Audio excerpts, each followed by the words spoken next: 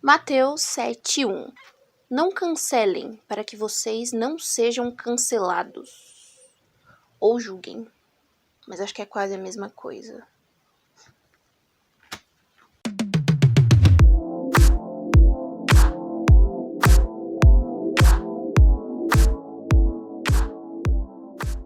Oi pessoas, pra quem não me conhece, meu nome é Bianca e hoje nós não vamos cancelar ninguém. Pra quem tá caindo de paraquedas e não sabe nem o que significa cancelamento, nem o que é BBB 20, eu vou explicar.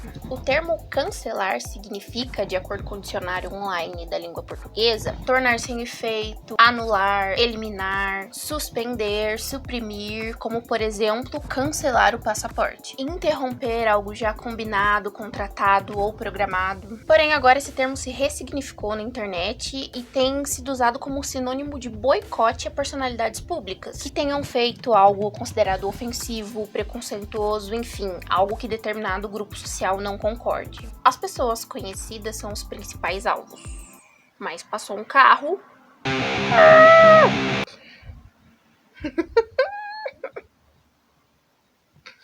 As pessoas conhecidas são os principais alvos, mas pode ser que aconteça, por exemplo, de eu ser cancelada por pessoas que eu nem conheço. Na verdade, o cancelamento é só um novo apelido para linchamento virtual, porque as pessoas canceladas não sofrem uma lição de moral, uma correção, e sim uma sucessão de ataques que, por mais que tenham tido algum motivo, não são nada justificáveis. De tão importante que tem sido esse assunto, o termo cultura do cancelamento foi eleito em 2019 pelo dicionário Macquarie.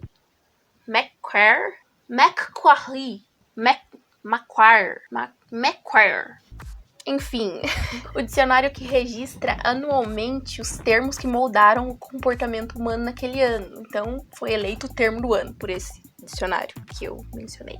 E onde o BBB 20 se enquadra nisso? O BBB 20 foi a 20ª edição do reality Big Brother Brasil da Globo. E essa edição foi considerada histórica tanto pelo enredo quanto pelo sucesso que a edição fez. Esse ano, a edição do Big Brother fez muito sucesso. E nessa edição foi possível observar muitos aspectos da cultura do cancelamento, porque durante todo o programa, em algum momento, um participante foi alvo de cancelamento por parte do público. O BBB, ao longo dos anos, para alguns é apenas mais um reality show, mais um programa de entretenimento. Mas para mim, depois dessa edição, ficou mais claro ainda que o BBB não é apenas um reality. Ele também pode ser enquadrado como um laboratório de comportamento humano, pois 18 pessoas completamente diferentes, com histórias diferentes, personalidade diferente, vivências diferentes são colocadas para conviver juntas 24 horas por dia, confinadas, sem poderem sair, sem nenhum tipo de comunicação com o mundo exterior,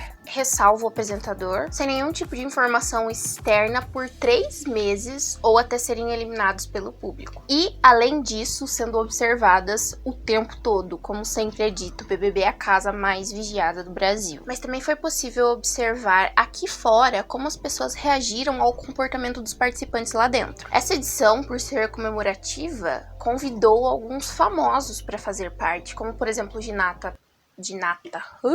Meu pai. Essa edição, por ser comemorativa, convidou alguns participantes famosos para fazerem parte do elenco do BBB 20, como o ginasta Patrick Barbosa, o ator Babu Santana e outros influencers conhecidos na internet. Por conta disso, vários participantes já entraram com um número considerável de fãs e de torcida, mas os considerados anônimos em pouco tempo também ganharam a simpatia de grande parte do público e muitos saíram de lá com milhões de seguidores em suas redes sociais. Então, o engajamento desse edição foi gigantesco. As pessoas todos os dias tomavam as dores dos participantes que consideravam seus favoritos e votavam compulsivamente, brigavam na internet, faziam de tudo para manter os seus participantes favoritos dentro da casa. Acho que a narrativa mais importante dessa edição foi o protagonismo feminino. A primeira grande briga da casa foi quando um plano muito mal intencionado de alguns dos homens acabou vazando e fez com que as mulheres da casa se unissem para confrontar esses rapazes. E boa parte do público aqui fora apoiou essa união e comprou essa briga. E como toda semana o público escolhe alguém para eliminar, aconteceu que por conta disso,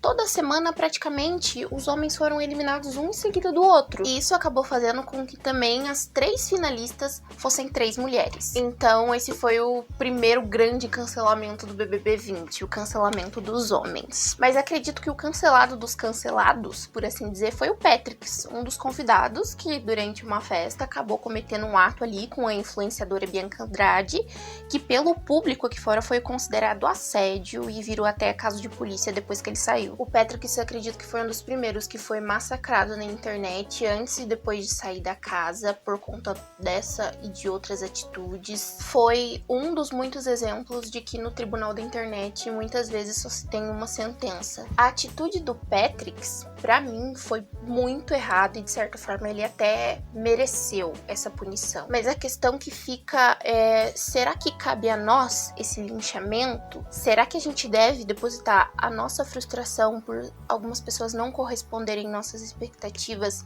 na internet? O caso dele, por exemplo, não deveria ser julgado só pela justiça? É algo a se pensar. O BBB, na verdade, ele é um reality de julgamento, porque somos nós que mandamos, nós que julgamos e votamos e vamos dar o prêmio para a pessoa de acordo com o caráter dela ou o que a gente julga melhor. E isso, pra mim, tá certíssimo. O que eu questiono é se a gente deve responder de forma agressiva na internet às atitudes que a gente não concorda daquela pessoa, sendo que às vezes a gente só precisava cobrar um posicionamento sem agressividade. Outro exemplo disso foi a Marcela, que no início do programa teve um protagonismo gigante, era considerada uma das favoritas ao prêmio. A participação dela foi de extrema importância, mas meio que todas as atitudes e falas boas que ela teve foram esquecidas, deixadas de lado depois que ela começou a se relacionar com o Daniel, outro participante. Isso porque o Daniel era considerado um pouco superficial por parte do público. Algumas pessoas acusaram ele de se aproximar por interesse da Marcela. Ele também era bastante descuidado com as regras do programa, o que prejudicou ele e também outros participantes praticamente durante toda a estadia dele na casa. Então, por conta disso, o público acabou cancelando a Marcela, que antes era uma das favoritas ao prêmio. Aconteceu o mesmo com o Pyongyi, que antes era um dos participantes favoritos. Foi um dos homens que não foi cancelado no início. Ele entendia muito bem de jogo, era mágico, era hipnólogo, fazia um monte de trambicagem. E a participação dele foi muito histórica, porque ele foi o primeiro participante de todos os BBBs que o filho nasceu enquanto ele estava dentro da casa. E numa lição de empatia, as meninas praticamente deram pra ele a prova do anjo, porque quem ganhasse a prova do anjo tinha direito a um vídeo da família. E como ele desconfiava que naquele período o filho dele tinha nascido, ele conseguiu ver o filho dele. Mas durante uma festa, o Pyong acabou bebendo além da conta e também cometeu atos que pelo público aqui fora foi considerado assédio, e naquele momento ele perdeu todo o favoritismo dele. E aqui entra de novo a questão do massacre virtual, porque no caso do Pyong, ele tinha esposa e filho aqui fora, e depois disso, muitas pessoas aqui fora vieram atacar nas redes sociais a esposa e o filho dele, de formas às vezes tão agressivas que depois que ele saiu, ele entrou na justiça contra essas pessoas. E por isso eu questiono que,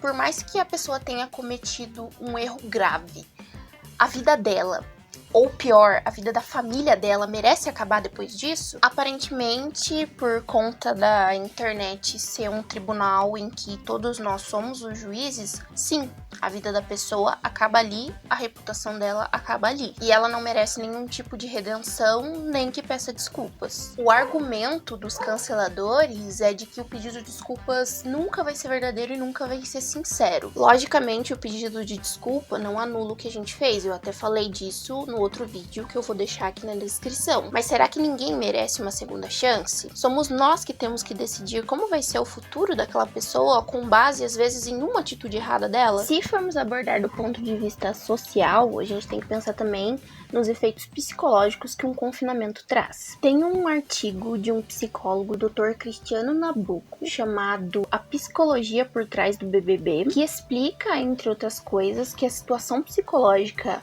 a qual os participantes são submetidos faz com que o nosso sistema de defesa gere respostas muito mais agressivas ou exageradas por motivo nenhum. E até mesmo os participantes, depois que saíam, viam alguns vídeos e ficavam assustados com as próprias reações. A própria Manu Gavassi foi um exemplo disso. Quando ela saiu e viu a briga dela com o Vitor Hugo, outro participante, ela ficou assustada com a forma como ela reagiu durante essa briga. Então, falando especificamente do BBB, se a gente escolhe julgar a pessoa pelo comportamento dela naquele ambiente restritivo, talvez a gente acabe julgando a pessoa errada, porque aquele não é o comportamento dela na vida real. O efeito psicológico desse ambiente causou esse comportamento. E por mais que a atitude seja comprometedora e às vezes até passível de punição judicial, cancelar essa pessoa não vai ajudar em nada o psicológico dela depois que ela sair dali. É possível sim corrigir e repreender uma pessoa sem prejudicar o psicológico dela. A psicanalista Ana Carolina Lement faz uma análise bem interessante dos efeitos psicológicos que o cancelamento pode ter. Ela diz que, de modo geral, ser cancelado é ser excluído, e ser excluído é muito danoso para qualquer pessoa. Nós, como seres humanos, precisamos fazer parte, precisamos ter aprovação.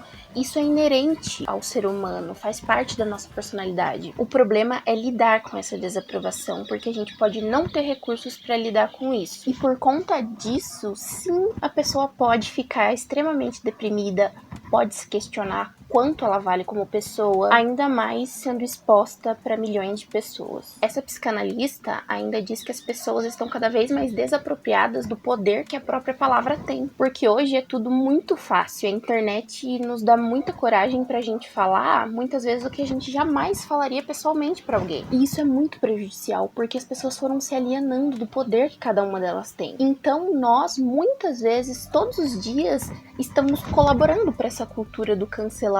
Às vezes só de repassar uma informação sem checar faz com que a gente colabore pro cancelamento injusto de alguém. Alguns anos atrás teve um caso muito famoso de uma mulher que foi espancada e morta pela população após um boato de que ela estaria sequestrando e praticando magia negra com crianças. Eu vou deixar todos os links de informação e pesquisa que eu utilizei aqui na descrição, inclusive esse da notícia dessa mulher. Então, com isso, a gente pode ver o quanto o que a gente escreve pode ser prejudicial para alguém. Tem um versículo muito importante sobre isso lá em Provérbios 18:21, que diz que o que você fala pode salvar ou destruir uma vida. Portanto, use bem as suas palavras. E isso é muito real, gente. O caso dessa mulher em Guarujá é só mais uma das provas de que nossa palavra tem um poder gigantesco. Fora muitas outras coisas que a gente não sabe. Eu acho que se eu der uma pesquisada, eu vou encontrar muito mais coisas, pessoas que sofreram por conta de boatos. O suicídio, de acordo com a OMS, mata uma pessoa a cada 40 segundos no mundo. E o que a gente fala pode muitas vezes ser sim a sentença de morte para alguém.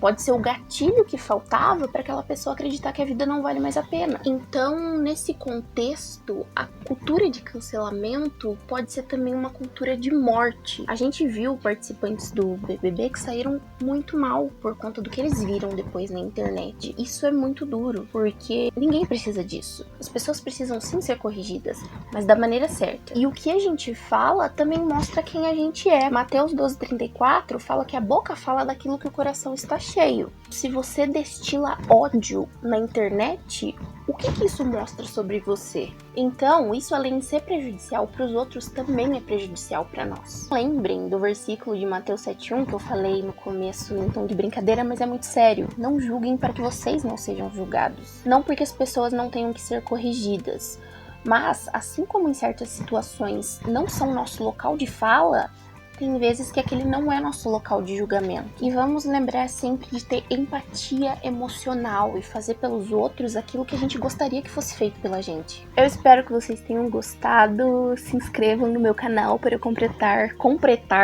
20 inscritos, amados. E se algum de vocês gosta de conteúdo de cabelo e hidratação e as coisas, me sigam no Instagram, @biadeloenco, que lá eu posto umas coisinhas assim de vez em quando, tá, meninas? Beijos, Deus abençoe.